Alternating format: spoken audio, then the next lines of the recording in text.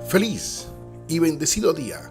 Bienvenidos a su devocional A Solas con Jesús. Bendición de lo alto. Se encontraba una vez una iglesia en un sector donde al frente le colocaron un bar, un estadero, una taberna, un lugar, como le llaman en otros países, un antro. Un lugar donde hay prostitución, drogadicción, alcoholismo, donde se ven muchas cosas no agradables. Mientras al frente adoraban al Señor, celebraban al Señor, al otro costado estaba un lugar de tinieblas. El pastor de la iglesia empezó a incomodarse y empezó a convocar a los creyentes, a los hermanos de la iglesia, a ayunos, a vigilias, a oraciones, a clamor, constante intercesión para que desapareciera Dios ese lugar de al frente de la iglesia, para que Dios quitara ese antro, ese bar, ese lugar de perdición, lo quitara automáticamente de ese lugar. Oraban constantemente a Dios para que desapareciera el bar. De repente, en una noche se prende, se enciende el bar. Se ha incendiado esto. Llamas por todos lados. Al día siguiente el dueño del bar vio totalmente destruido su negocio. Empezó a reclamar a la iglesia porque por culpa de ellos se había quemado el bar. Fue y demandó delante de las autoridades al pastor de la iglesia como encargado de ese lugar, porque ellos oraban a Dios para que desapareciera el bar. Ellos clamaban a Dios para que el bar se fuera y por eso Dios lo quemó.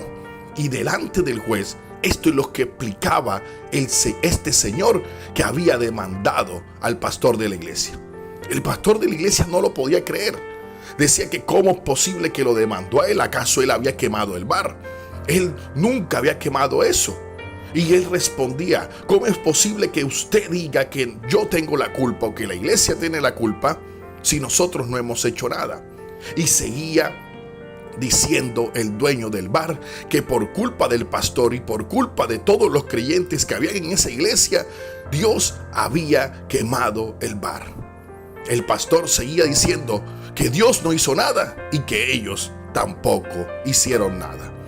En ese momento, solamente el juez que escuchaba las dos versiones quedaba asombrado.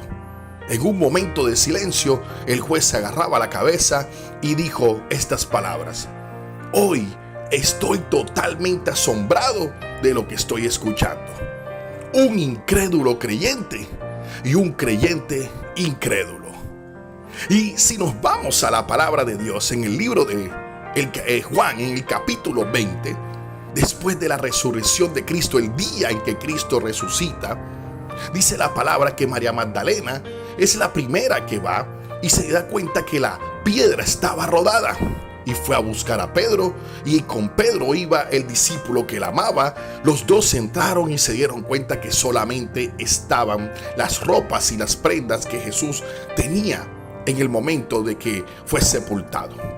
Dice la palabra que ellos no entendían lo que estaba sucediendo, pero que el discípulo amado, cuando vio, creyó en las palabras que Jesús venía diciéndoles siempre a ellos, que él iba a morir, pero que al mismo tiempo iba a resucitar.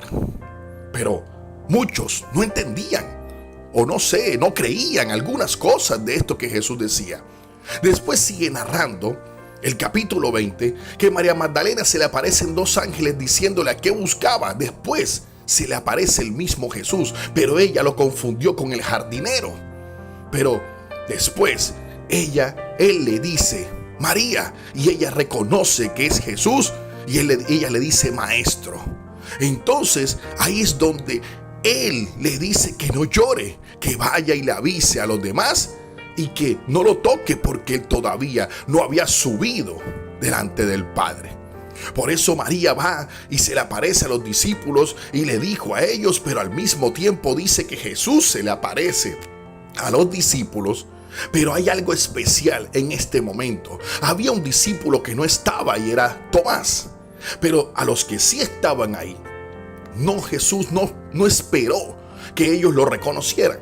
sino que Jesús dice que enseguida apenas los vio, les mostró las manos y el costado, y los discípulos se regocijaron viendo al Señor. Y Jesús tuvo que mostrarle a ellos las heridas de las manos, el costado del lado, para que vieran que Él había resucitado. Pero cuando le contaron estos discípulos a Tomás, Tomás decía que él no creía, que él no iba a creer hasta que no le mostrara las heridas que él tenía para comprobar que realmente él era Jesús. Y luego Jesús le dice a Tomás: pon aquí tu dedo y mira mis manos, y acerca tu mano y métela en mi costado, y no seas incrédulo, sino creyente. Entonces Tomás respondió y le dijo: Señor mío y Dios mío. Jesús le dijo: porque me has visto, Tomás, creíste. Bienaventurados los que no vieron y creyeron. Amén. Gloria al Señor. Y así como en la historia que acabamos de escuchar anteriormente a la palabra del Señor, nos dimos cuenta que había un incrédulo, había una persona que no era creyente, había una persona que tenía un negocio de las tinieblas, pero tenía más fe que el mismo pastor de la iglesia, creyendo en que Dios había resuelto el problema que tanto la iglesia pidió que desapareciera un bar. Mientras el pastor de esta iglesia se defendía diciendo que él no había hecho nada, que la iglesia no había hecho nada y que Dios no había hecho nada. A veces, en muchas ocasiones, los creyentes parecen más incrédulos que las personas del mundo, porque hay personas del mundo que parece que tuvieran mucha más fe. Y ahí es donde el Señor Jesucristo dice que bienaventurados son los que no ven, pero creen.